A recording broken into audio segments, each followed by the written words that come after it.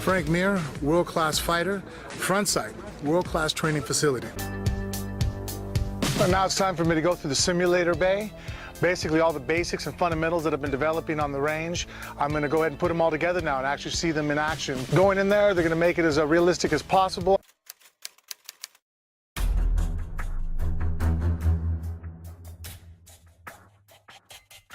To protect yourself.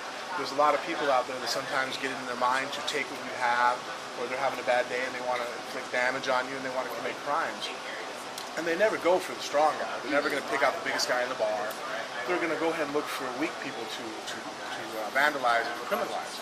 And so if you have a firearm, it's almost kind of like having nuclear power. You don't need a nuclear weapon because you have it. You know, no one's ever fired off a nuclear missile. Why? Because you don't want to suffer the consequences. And it's always shown that in states that have higher registered guns have lower crime rates. So it only makes sense. It's like, well, yeah, you know, here's an example. People break into schools all the time and shoot children, right? When was the last time someone broke into a police station and shoot it up? Yeah. No, you know, people don't, you know, that's why, you know, if a cop goes into a bar, his meal's comped. Why? Because they know that, oh, if we have police coming here all the time, people are not prone to rob places that you have people carrying guns walking around. Every family that I talked to talked about having bulletproof windows inside on the doors. It could have saved 5, 6, 7, 8, 9, 10 lives. Having more school resource officers allows more ears throughout the school. I'm proud of how my wife handled everything. I saw a lot of people giving her shit because she mentioned that she had a gun and she was ready to defend herself. People were tweeting me, Phil, that's so wrong. You need to address this. Okay, let's address this. If someone breaks into my home, not only my home, but where my wife and my baby are asleep, the last thing on my mind is the health and safety of the intruder. What happens, happens, and this exact situation is why I've always been pro-gun. I think there's a conversation to be had about mental health, background checks, how to properly store your weapons at home. I know that viewpoint is going to alienate some of you guys, but it's the viewpoint that I have. Maddie Taylor wrote, how many times has Phil brought back the... To talk about a few of the things that he spoke about during this meetup. Now, one of the reasons why the assault weapons ban makes sense, even though it accounts for a small percentage of the murders or those who die as a consequence of a weapon every year, is because police organizations overwhelmingly support it because they get outgunned. Now, I can't speak for all the law enforcement out there in the world, but from my experience, I know LAPD officers, I know LAPD SWAT, I know Tennessee Highway Patrol, I know local law enforcement, I know Sheriff's Department, and not one single person that I know would support an assault weapons ban. Now, as far as being outgunned, that's simply not true. Law enforcement and military have access to stuff like submachine guns, select fire rifles, or assault rifles. An AR-15 is not an assault rifle, it's not a select fire machine gun. An M16 or M4 is. Law enforcement has access to those. Law enforcement has access to personal defense weapons like MP7s. They also have access to stuff like submachine guns. Civilians simply don't. They just don't have access to it. So as far as the argument's concerned about being outgunned, it's simply not true. Some states take it a step further, like California, where they ban 50 BMGs, also armor-piercing rounds. Stuff like that just simply doesn't exist in certain states. Law enforcement has a significant advantage over law-abiding citizens. Now, I say that because criminals are always going to find a way. Police organizations overwhelmingly support it because they get outgunned. While I might be limited to all the law enforcement that I know personally, I can't speak for all of them out there. So I did a little bit of research, and I have overwhelmingly found that law enforcement agencies across the country do not support an assault weapons ban. We do get to the real issue, and I assume, Philip, we're going to get a chance to talk about it in this chat. We do get to the real issue, which is the vast majority of gun deaths. And by the way, there's been over 1,200 just in America just since what happened up in Connecticut in Newtown. To be fair, Phil called him out on this. While there were 1,200 firearm-related homicides since Newtown, a very small percentage of them were with assault weapons as defined by Dianne Feinstein's bill.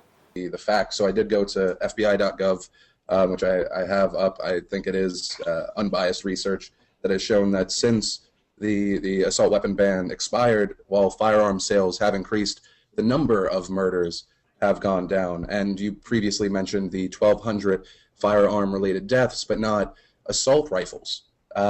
So what would you say to the people that say, yes, you are infringing on our rights, not for sporting or for hunting, but In California, everyone talks about the big earthquake or some terrible natural disaster as a last line of defense. What would you say to those people? Well, I would say there's an awful, guess what? A shotgun will keep you a lot safer. A double-barrel shotgun than the assault weapons in somebody's hands who doesn't know how to use it, even one who does know how to use it. It's harder to use an assault weapon and hit something than it is a shotgun, okay? So you want to keep people away in the earthquake, buy some shotgun shells. That I would, look at as a police officer, it's, you had this Florida shooting, and you have those 4 officers now that were at the school, didn't go in, okay? All I can say is I hope you have to live with yourself for a really long time thinking about that, because you are a piece of crap. You are supposed to be the person that will put yourself in front of others to protect them. That's the oath that you took. I used to tell people all the time, there are way worse. When I was teaching, I would tell people there are worse things than dying. Dying is not the worst thing that can happen to you. Obviously, we all want to live, but to die doing the right thing is not a horrible thing. Now, I believed in that. I was taught that by my dad. My dad came up with all kinds of stuff that he put in my head. He had, David Goggins now has it at 40, and my dad had it before him. It was the 50% rule. And the 50% rule was, when you think that you're done, when you can't move, when you think that there's no air left for you to breathe, when you are absolutely at your worst, you're only 50% there. There's another 50% to go. Get going, get busy, do something. And that's the truth. Our mind will quit on us long before our body will.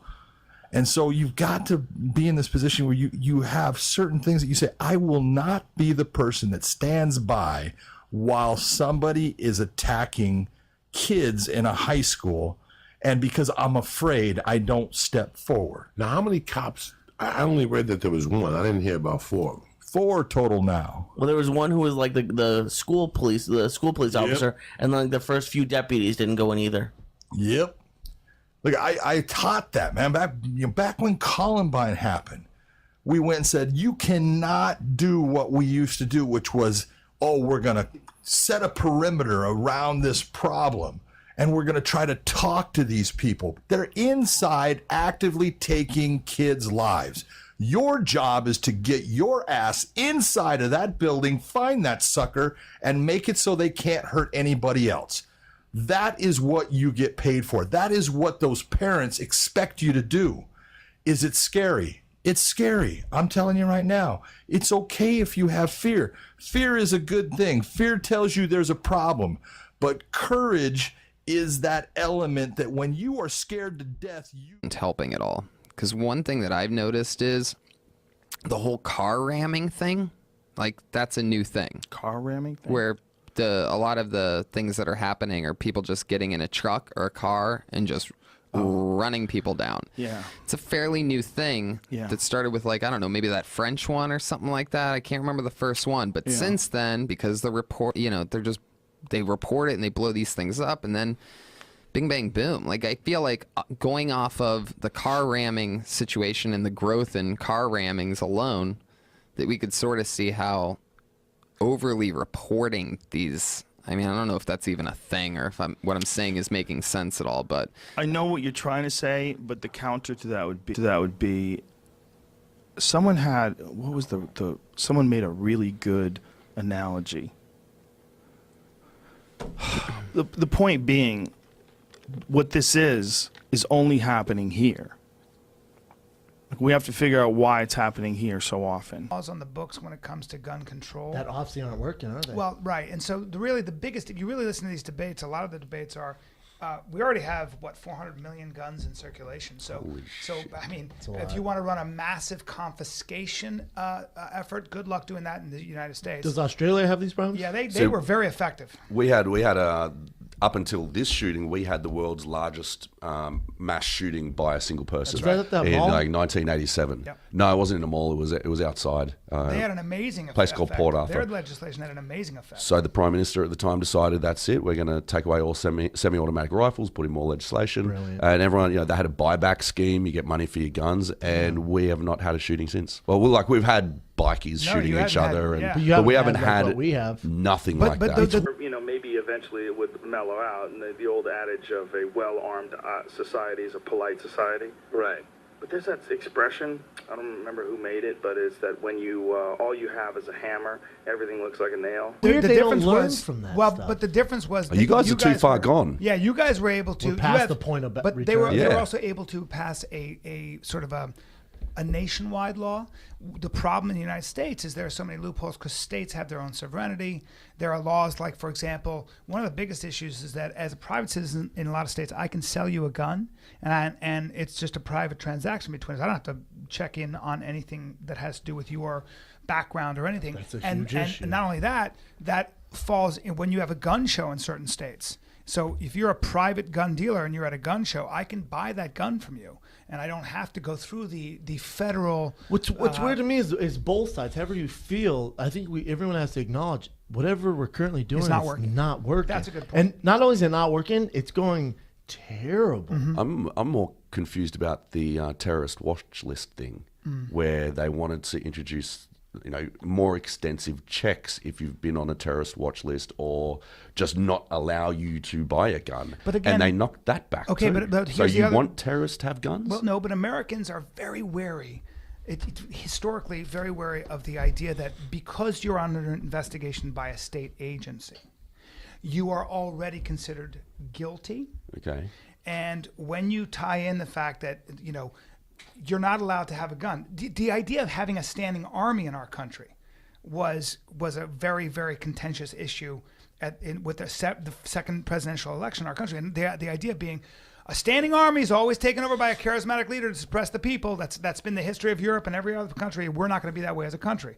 The Revolutionary War has definitely changed that. We had to have an army. But there's an emotional and historical quotient you've got to take into account in this country, which is the idea that, and if you hear these debates, man, a lot of people say, look, if you're going to pass another gun law, okay, is this an idea of people getting access to lethal weaponry? Probably, but is it also a mental health issue? Remember, this guy, for example, in Orlando, had a carrier's permit, a regular permit, worked as a security guard for 7 years, didn't have really a history of mental illness. He had two I guess, instances where he was making inflammatory remarks that were investigated. He's also on the FBI watch list. That's right. Twice.